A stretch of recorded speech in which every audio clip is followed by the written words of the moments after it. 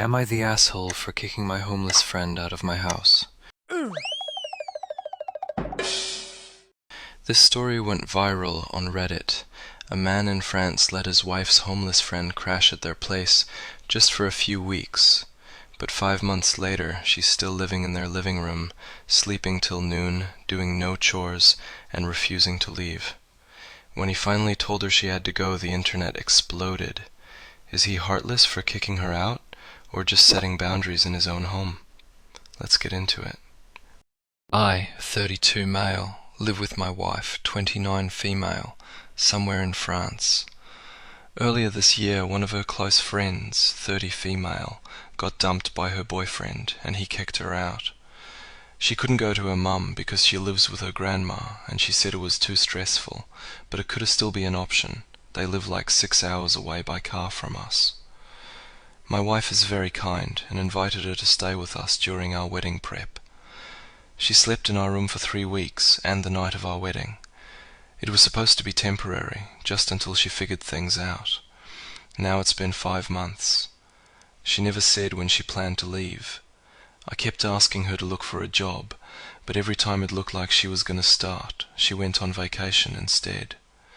We helped her update her resume and even sent her profile to a few companies. If we hadn't done it for her, she would have lost her benefits completely.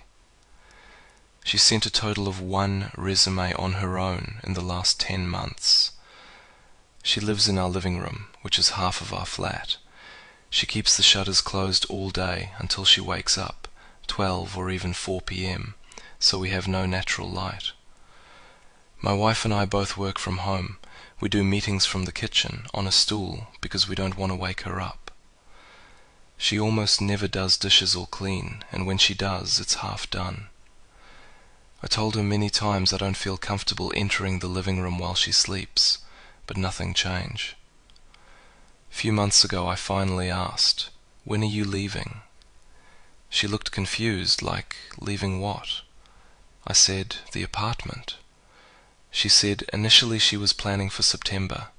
She never said a word about that. Now maybe October.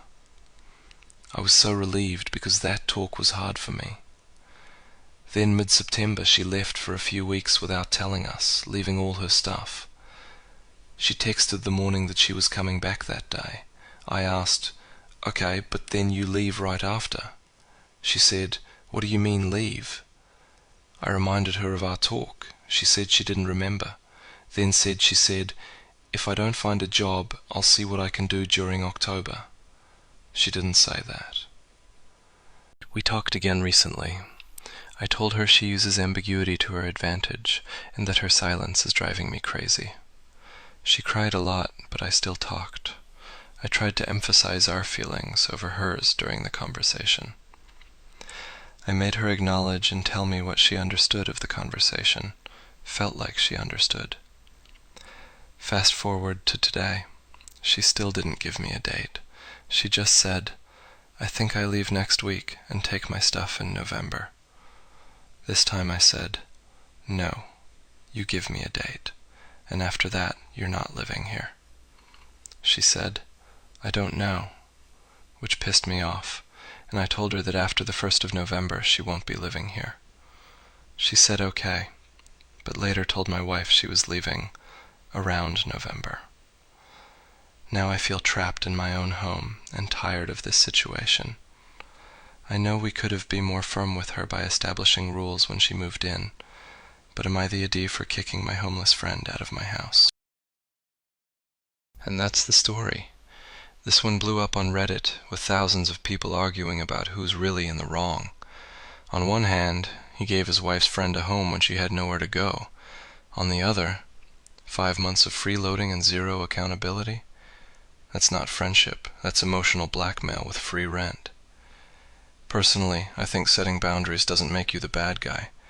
It makes you sane. But hey, what do you think? Drop your thoughts in the comments. Is he the jerk for finally kicking her out, or was he just doing what anyone would have done? And if you enjoyed this wild Reddit story, make sure to comment, like, and subscribe so you never miss another one. We've got more viral tales and moral dilemmas coming your way every week.